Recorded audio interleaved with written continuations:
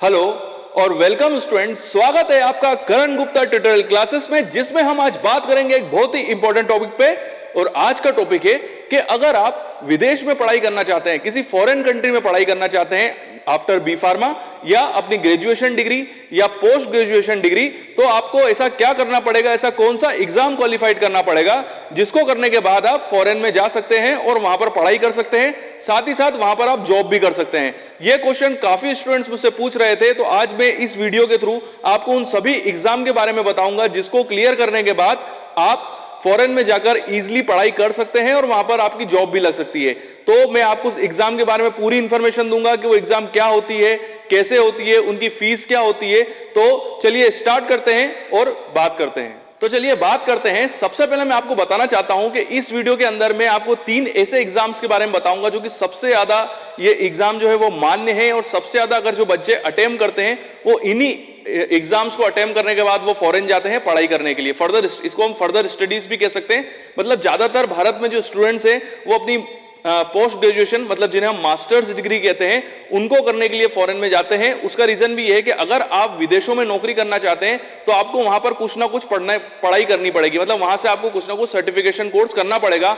इसीलिए अधिकतर भारत के अंदर स्टूडेंट्स जो होते हैं वो अपनी बैचलर डिग्री जो होती है वो भारत में करते हैं और अपनी मास्टर्स डिग्री जो है वो विदेशों में करते हैं। जैसे आप यहां पर बी फॉर्म कर लीजिए और विदेशों में जाकर आप एमएस कर लीजिए। जैसे हमारे यहाँ एम फार्मा होता है, वहां पर एमएस होता है। तो जो फार्मा के जो जितने भी स्टूडेंट्स हैं जो फॉरेन में नौकरी करना चाहते हैं, तो वो अधिकतर वो यही करते हैं कि भारत में वो बी फार्मा करते हैं, बैचलर डिग्री करते हैं और फॉरेन विदेश में जाकर वो फिर मास्टर डिग्री करते हैं। तो जो फॉरेन में जो मास्टर्स डिग्री होती है उसमें जो एडमिशन मिलता है वो एडमिशन मिलता है इन एग्जाम्स के थ्रू। तो हम 3 एग्जाम्स के बारे में बात करेंगे। इसमें पहला एग्जाम होगा जीआरई, दूसरा होगा टफेल और तीसरा होगा आईलेट्स। ये 3 एग्जाम जो है वो सबसे ज्यादा बच्चे अटेम्प्ट करते हैं और इसी के थ्रू उनको फिर एडमिशन मिलता है। साथ ही साथ इन्हीं के थ्रू उनको फिर फर्दर जॉब भी मिलती है फॉरेन के अंदर। तो इन एग्जाम को हम बारी बारी से समझेंगे कि इन एग्जाम्स का पैटर्न क्या होता है। एक सीधे सीधे शब्दों में मैं आपको बताना चाहता हूं कि ये जो एग्जाम होती है वो बेसिकली इंग्लिश की एग्जाम होती है। इन एग्जाम्स में बस यही चेक किया जाएगा कि आपकी इंग्लिश कैसी है। समझ गए आप मेरी बात को? मतलब इसके अंदर कोई टेक्निकल या इस टाइप का कुछ भी नहीं होगा कि टेक्निकल क्वेश्चन आपसे पूछे जाएंगे अगर आप फार्मा के जा रहे हो तो फार्मा से, ऐसा कुछ भी नहीं है। ये नॉर्मल इंग्लिश के एग्जाम होते हैं। इसमें केवल आपका यही चेक किया जाएगा कि आपकी इंग्लिश कैसी है, क्योंकि विदेश में अगर आप जाओगे तो सीधी सी बात है फॉरेन में तो इंग्लिश ही बोली जाएगी। तो आप उनकी कंट्री के लिए सुटेबल हो कि नहीं हो, वहां पर आप पढ़ाई कर सकते हो कि नहीं कर सकते हो, इन्हीं सब बातों को चेक करने के लिए ये एग्जाम की जाती है। और इसमें सबसे ज्यादा चेक किया जाता है वो होती है इंग्लिश। मतलब ये अगर मोटे मोटे शब्दों में बोला जाए तो ये एक इंग्लिश की एग्जाम है जिसमें आपका इंग्लिश का लेवल चेक किया जाता है कि आपको कितनी इंग्लिश आती है। तो चलिए स्टार्ट करते हैं और सबसे पहले बात करेंगे हमारे पहले एग्जाम की, और वो एग्जाम है जीआरई, जिसका फुल फॉर्म है graduate record admission. Graduate record admission, GRE. सबसे ज्यादा अगर जो स्टूडेंट जिस एग्जाम को एक तरीके से अटेम्प्ट करते हैं वो होती है जीआरई। जीआरई की खासियत यह है कि ये जो एग्जाम है वो करवाती है educational testing service. Educational testing service, उसके अलावा ये एजुकेशनल टेस्टिंग सर्विस जो है वो यूएसए की एजेंसी है। जीआरई की खासियत ये है कि अभी मैं जो 2 एग्जाम बताऊंगा उनकी बात तो अलग है, बट मैं एक चीज आपको टिप दे देता हूं कि जीआरई के थ्रू ही सबसे ज्यादा, अगर आप अमेरिका में एडमिशन चाहते हैं तो अमेरिका में जिस एग्जाम को मान्यता दी जाती है, मतलब जिसको वो सबसे ज्यादा देखते हैं, वो होती है जीआरई। क्योंकि बाकी के एग्जाम के बाकी के जो भी एग्जाम्स की मैं अभी बात करूंगा उनके कंपेरिजन में ये एग्जाम थोड़ी सी टफ होती है।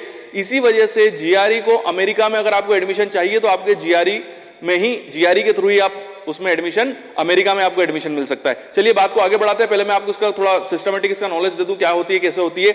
सबसे पहले मैंने आपको बताया कि जीआरई का फुल फॉर्म है ग्रेजुएट रिकॉर्ड एग्जामिनेशन। कौन सी संस्था कराती है? अमेरिका की एक संस्था है जिसका नाम है एजुकेशनल टेस्टिंग सर्विस।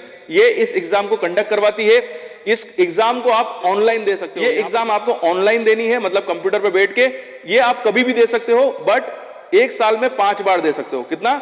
1 साल में 5 बार दे सकते हो। दूसरी चीज ये, अगर इसकी फीस की बात की जाए तो इसकी फीस है $200, $200। इंडियन रुपीस में कितना होता है मैं साइड में आपको दिखा देता हूं। यहां पर आपको दिख रहा होगा इंडियन रुपीस में इसकी कितनी फीस हो गई, बट अमेरिकन डॉलर्स में कितने हैं? $200। नेक्स्ट, इसका जब एक बार आप ये एग्जाम में अगर आप बैठ जाओगे तो आपको एक कार्ड मिलेगा, मतलब वही जैसे स्कोर कार्ड होता है, रिपोर्ट कार्ड होता है, जिसे हम रिजल्ट कहते हैं। तो वो रिजल्ट कम से कम 5 साल तक मान्य होता है। मतलब आप एक बार आपने अटेम्प्ट कर लिया, इसमें आपके अच्छे नंबर आ गए, तो आप 5 साल तक आपके पास ये रिजल्ट जो होगा मान्य होगा। मतलब 5 साल तक आप कभी भी एडमिशन के लिए अप्लाई कर सकते हो और एडमिशन ले सकते हो। मतलब ये जो कार्ड है वो 5 साल तक के लिए मान्य है, ठीक है। मतलब एक बार आपने कर लिया तो ऐसा नहीं है कि फिर आपको इस साल आपको एडमिशन नहीं मिल पाया तो अगली बार आपको फिर से अटेम्प्ट करना पड़ेगा। आपको 5 साल का टाइम मिल रहा है, आप उसी रिजल्ट्स के थ्रू 5 साल तक आप एडमिशन के लिए ट्राई कर सकते हो और आपको कभी ना कभी तो एडमिशन मिलेगी, ठीक है। नेक्स्ट, ये जो एग्जाम होता है बेसिकली इसका जो टाइम शेड्यूल है वो होता है 3 घंटे 45 मिनट का। 3 घंटे 45 मिनट का ये एग्जाम होता है, ऑनलाइन मोड पे होता है। नेक्स्ट, ये एग्जाम जो है बेसिकली जैसे कि मैंने आपको बताया कि अमेरिका में अगर आपको एग्जाम पढ़ने के लिए जाना है तो जीआरई के थ्रू ही जा सकते हैं। उसके अलावा अमेरिका के अलावा भी 180 कंट्री, पूरी दुनिया की 180 कंट्री में इस एग्जाम को पास करने के बाद, पास तो नहीं बोलूंगा, क्वालिफाइड करने के बाद आप एडमिशन ले सकते हो और पढ़ने जा सकते हो। तो 180 कंट्रीज में ये एग्जाम जो है मान्य। अभी हम देखते हैं ये एग्जाम कैसे होता है। तो इस एग्जाम के बेसिकली 3 पार्ट्स होते हैं, तो मैं आपको इन 3 पार्ट्स का बता दूं। वर्बल रीजनिंग, क्वांटिटेटिव रीजनिंग और analytical reasoning. Verbal reasoning, quantitative reasoning और एनालिटिकल रीजनिंग, ये 3 पार्ट होते हैं और इन 3 पार्ट को अटेम्प्ट करने के बाद आपको ये एग्जाम, मतलब इस एग्जाम में आपको बैठना है। तो बेसिकली इसके 3 पार्ट होते हैं और ये 3 पार्ट में एग्जाम होती है और पूरा टाइम कितना होता है 3 घंटे 45 मिनट में आपको इन तीनों को अटेम्प्ट करना है और इसमें मार्क्स लाने हैं, ठीक है। बेसिकली इसके अंदर परसेंटाइल मिलते हैं। मैं आपको एक टिप दे दूं कि इसके अंदर अगर आपको अमेरिका में एडमिशन चाहिए तो कम से कम आपको 90 के ऊपर स्कोर करना पड़ेगा। अगर आप 90 के ऊपर इस एग्जाम के अंदर स्कोर कर जाते हो तो आपको इजीली अमेरिका में एडमिशन मिल सकता है। हमारा जो दूसरा एग्जाम है ये भी सबसे ज्यादा अटेम्प्ट किया जाने वाला एग्जाम है और ये एग्जाम जो है बेसिकली जीआरई के मान सकते हैं। जीआरई इतना कठिन तो एग्जाम नहीं होता, मतलब सबसे अगर सबसे कठिन एग्जाम की बात की जाए तो वो होता है जीआरई, और जीआरई के बाद जो एग्जाम सबसे ज्यादा अटेम्प्ट किया जाता है वो होता है फिर टफेल। तो टफेल का फुल फॉर्म है test of English as a foreign language. Test of English as a foreign language, जैसे मैंने आपको वीडियो की स्टार्टिंग में ही बता दिया था, ये सारे जो जिन जिन एग्जाम की मैं बात करने वाला हूं ये सभी एग्जाम जो होते हैं बेसिकली ये सब इंग्लिश के ही होते हैं। मतलब ये आपके इंग्लिश के नॉलेज को चेक करते हैं। तो ये जो एग्जाम है ये भी वही है, आपके इंग्लिश को लेवल को चेक करता है। तो थोड़ा मैं इस एग्जाम के बारे में आपको बता देता हूं। सबसे पहले ये एग्जाम जो है ये भी वही एजेंसी, मतलब ETS, educational testing service USA, वही एजेंसी कंडक्ट करवा रही है जो कि जीआरई को कंडक्ट करवा रही थी। मतलब एजेंसी सेम है, टॉफेल की एजेंसी और जीआरई की एजेंसी जो इस एग्जाम को करवाती है वो सेम है। मतलब टॉफेल के थ्रू भी आप यूएसए जा सकते हो, ठीक है। नेक्स्ट, इलिजिबिलिटी है इसमें 10th और इसमें किसी टाइप की एज लिमिट नहीं है। मतलब 10वीं क्लास पास करने के बाद आप ये एग्जाम दे सकते हो और किसी भी एज में दे सकते हो, कोई एज लिमिट नहीं है। 50 साल के बाद भी, 60 साल 70 साल का बुढ़ा भी इस एग्जाम को दे सकता है। नेक्स्ट, इसकी जो फीस है वो है $180, $180, $180 जो है वो इसकी फीस है। और इंडियन रुपीस में कितने हो जाएंगे तो मैं साइड में यहाँ पर आपको बता देता हूँ कि भारतीय पैसों में वो कितने हो जाएंगे $180। तो मैं साइड में आपको दिखा रहा हूँ कि ये इसकी फीस होगी। नेक्स्ट, आप कौन सी वेबसाइट्स पे जाके इसमें लॉग इन कर सकते हो और इसको अप्लाई कर सकते हो। तो वेबसाइट का नाम है www.ets.org। इस वेबसाइट पे जाके आप ये एग्जाम को इस एग्जाम के लिए आप रजिस्ट्रेशन करवा सकते हो या कह सकते हो इसका फॉर्म फिलअप कर सकते हो। इंपॉर्टेंट चीज ये, अप्लाई एज यू वांट। ये एग्जाम जैसे जीआरई को मैं आप साल में केवल 5 बार ही जीआरई दे सकते थे, इसमें ऐसा नहीं है, जब भी चाहो आप ये एग्जाम दे सकते हो। इसकी खासियत क्या है कि जीआरई जो है वो ऑनलाइन मोड पे होती है। आपने एग्जाम फॉर्म भर दिया और फिर आपको ऑनलाइन एग्जाम देनी है, बट ये ऑनलाइन नहीं होती है। भारत में इसके 9 सेंटर है। कितने? 9 सेंटर्स हैं। उन 9 सेंटर्स में जाके आप पहले आप अप्लाई कर दीजिए और उन 9 सेंटर्स में से कोई सा भी एक सेंटर चूज कर लीजिए, उस सेंटर में जाके आप ये एग्जाम दे सकते हैं। उन 9 सेंटर्स, जो 9 सेंटर्स हैं ऑल इंडिया में, मैं उनके नाम भी आपको साइड में दिखा रहा हूं कि इन सेंटर्स में जाके पहले आप एग्जाम, सीधी बात है क्या करते हैं हम एग्जाम फॉर्म भरते तो हम सेंटर वहीं चूज कर लेते हैं। तो वैसे ही आपको सेंटर चूज कर लेना है जो आपके सबसे नजदीकी हो और फिर उस डेट पे जाके आपको फिर एग्जाम दे के आ जाना है। तो भारत के 9 सेंटर्स के अंदर ये एग्जाम होती है, ठीक है। दूसरी चीज ये कि ये एग्जाम का फॉर्मेट क्या होता है थोड़ा अब ये समझ लेते हैं। बेसिकली ये एग्जाम जो होती है वो 4 पार्ट में डिवाइड होती है। 4 पार्ट के अंदर ये डिवाइड होती है और एक पार्ट में आपको मार्क्स मिलते हैं कितने? 30। तो एक पार्ट कितना हो गया? 30 मार्क्स का। तो 4 पार्ट कितने हो गए? 120 मार्क्स के। समझते हैं क्या होता है? देखिए पहला पार्ट जो होता है वो होता है रीडिंग। इसके अंदर आपको पैसेजेस जो होते हैं उसको पढ़ना है, ठीक है, और फिर उसके हिसाब से आपको आंसर देने हैं। तो आपको रीडिंग चेक की जाएगी। उसके बाद राइटिंग, तो राइटिंग में आपको एक ऐसे लिखने को मिलेगा, तो आपको ऐसे लिखना है, फिर वो फर्दर चेक करके आपको मार्क्स देंगे, तो वो भी 30 नंबर का होता है। उसके बाद होता है स्पीकिंग। स्पीकिंग के अंदर आपको किसी भी एक टॉपिक दे दिया जाएगा और उस टॉपिक के पर आपको बोलना है, 5 मिनट 10 मिनट जितना भी आपको टाइम दिया जाएगा उस पर आपको कुछ बोलना है, ठीक है, ये भी 30 नंबर का होता है। और लास्ट होता है लिसनिंग। लिसनिंग के अंदर आपको एक लेक्चर सुना दिया जाएगा, आपको ईयरफोन दे दिए जाएंगे, उस ईयरफोन को आप लगा दीजिए और आपको एक लेक्चर सुनना है। उस लेक्चर को सुनने के बाद आपसे उस लेक्चर के विषय में कुछ क्वेश्चन पूछे जाएंगे, तो उसके आपको जवाब देने हैं, तो वो होता है फिर लिसनिंग। ये भी 30 नंबर का होता है, तो टोटल हो गया 120, ठीक है। तो ये 120 नंबर के ये 4 पार्ट होते हैं, इन सभी को आपको अटेम्प्ट करना है।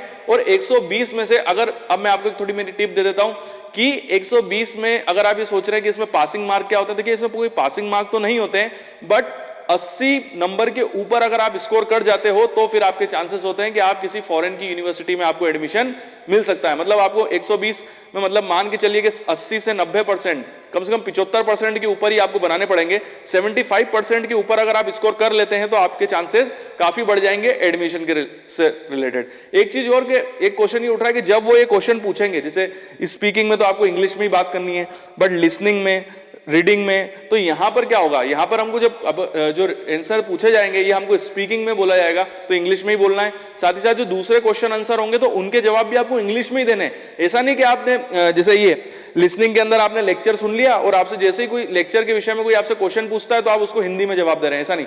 पूरा का पूरा इसके अंदर जो क्वेश्चन आंसर राउंड भी होगा उसमें भी आपको इंग्लिश में ही जवाब देने हैं, ठीक है।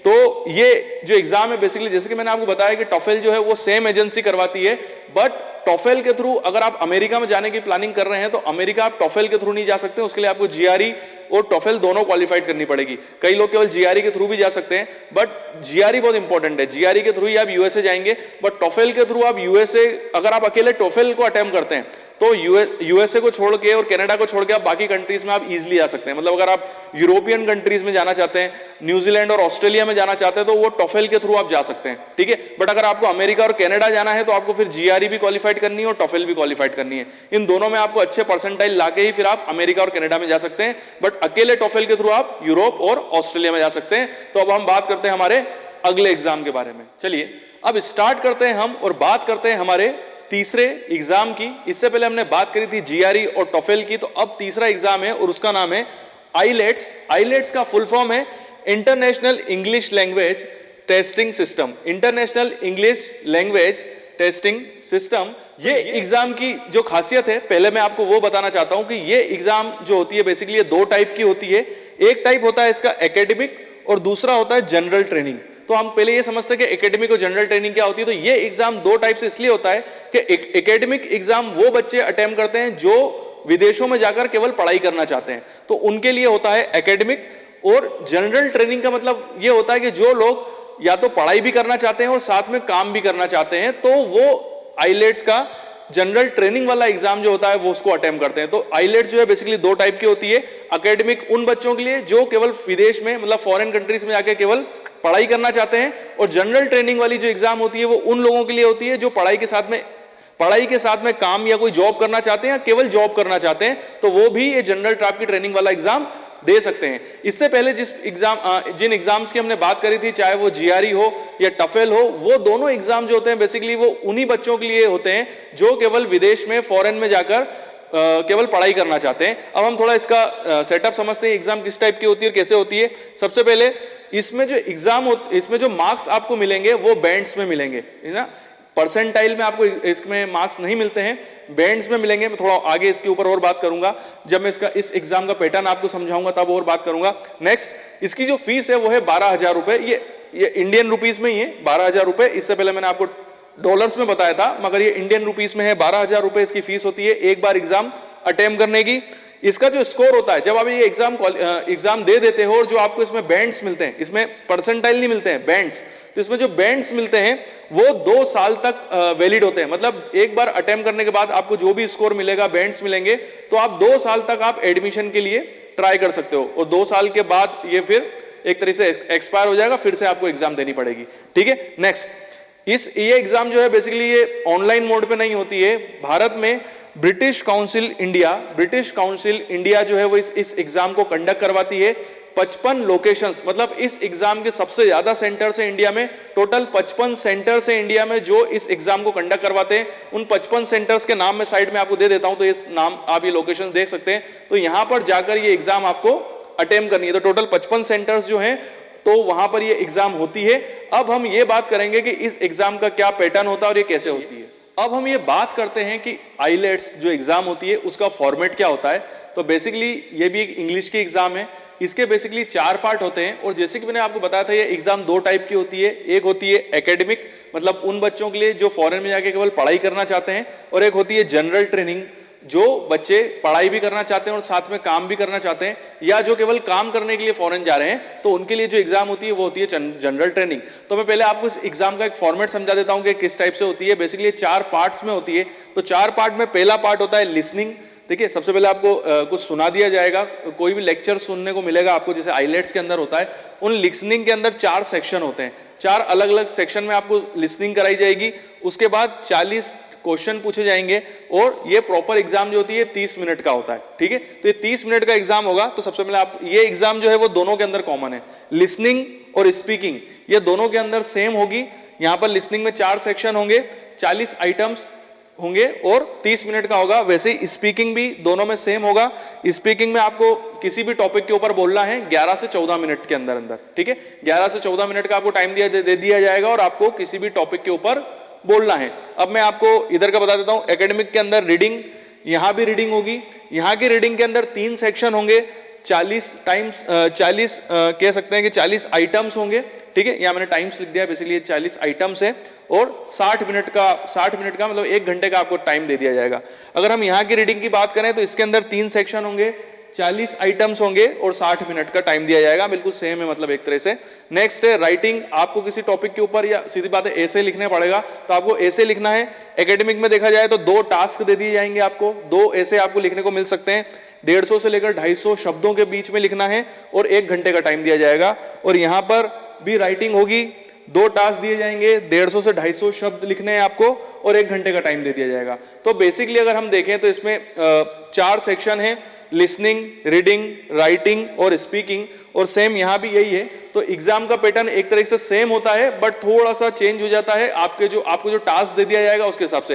एकेडमिक में जाएंगे, एकेडमिक वाला एग्जाम दे रहे हैं, तो उसके टास्क में जो पैटर्न होगा वो थोड़ा सा अलग होगा और इसका पैटर्न थोड़ा सा अलग होगा। बट एक तरीके से अगर फॉर्मेट देखें एग्जाम का तो पूरा सेम है। और मैंने आपको बता ही दिया है कि आईलेट्स में जो मार्किंग होती है बेसिकली वो परसेंटाइल में नहीं होती है, वो आपको बैंड्स मिलते हैं। तो बैंड्स का मैं आपको यहाँ पर एक लिस्ट दिखा देता हूं कि किस टाइप के बैंड्स मिलते हैं। अगर आप कितने से कितने के बीच में स्कोर करते हैं तो उस हिसाब से आपको बैंड्स मिलते हैं। अगर आप एक क्वेश्चन और उठता है तो ये क्वेश्चन नहीं उठता कि सर हमने तो कोई ना कोई स्कोर कर लिया। जो भी इन 3 एग्जाम के अंदर बैठेगा कुछ ना कुछ बनाएगा, परसेंटाइल बनाएगा या बैंड्स बनाएगा। तो हमको कैसे पता चलेगा कि हमको कैसे अप्लाई करना है और किस कॉलेज में हमको एडमिशन मिल सकता है जितने हमारे मार्क्स हैं। तो देखिए, जब भी आप किसी फॉरेन कंट्रीज की किसी भी यूनिवर्सिटी में को अप्लाई करते हैं तो उसकी वेबसाइट के अंदर ये पहले से ही मेंशन होता है कि उनको जीआरई के कितने परसेंटाइल चाहिए, टॉफेल के कितने परसेंटाइल चाहिए या आईलेट्स के कितने बैंड्स चाहिए, वो पहले से मेंशन करते हैं। अगर उतने बैंड्स या परसेंटाइल आपके आ गए हैं तो फिर आप उस पर्टिकुलर यूनिवर्सिटी में अप्लाई कर सकते हैं, और अगर वो नहीं आए हैं तो फिर से सीधी सी बात है, आपको फिर से रीट्राई करना है। तो ये मेरा एक वीडियो था जिसमें मैंने आपको 3 एक इंपॉर्टेंट एग्जाम के बारे में बताया, जिन एग्जाम को एक तरीके से अपीयर होने के बाद और जिन एग्जाम को पास करने के बाद ही आप फॉरेन की किसी भी यूनिवर्सिटी में एडमिशन ले सकते हैं। तो ये वीडियो आपको कैसा लगा कमेंट्स में मुझे जरूर बताइएगा। अगर आपको कोई डाउट है, कोई चीज समझ में नहीं आई है तो आप मुझसे पूछ सकते हैं, मैं जरूर आपके क्वेश्चंस का जवाब दूंगा। वीडियो देखने के लिए थैंक यू वेरी मच और यूं ही बने रहिए मेरे साथ। एक इंपॉर्टेंट इंफॉर्मेशन कि अगर आप भी इन इंस्ट्रूमेंट पे ट्रेनिंग करना चाहते हैं तो you are most welcome in our institute का एड्रेस और सारी इंफॉर्मेशन, चाहे वो ईमेल आईडी हो या चाहे उसका मोबाइल नंबर हो हमारा, वो सभी हमने डिस्क्रिप्शन बॉक्स में दिया हुआ है। आप हमसे डायरेक्टली कांटेक्ट कर सकते हैं और अगर आपकी कोई क्यूरी है तो वो भी आप हमको बता सकते हैं।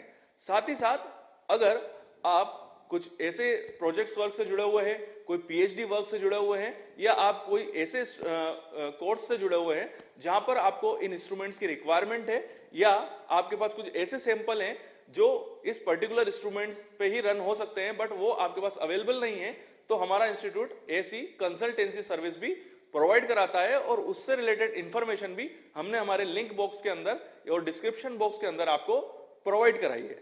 तो बने रहिए हमारे साथ और हमारा वीडियो देखते रहिए, साथ ही साथ हमारे चैनल को सब्सक्राइब करें और बेल आइकन को हिट करें। Thank you.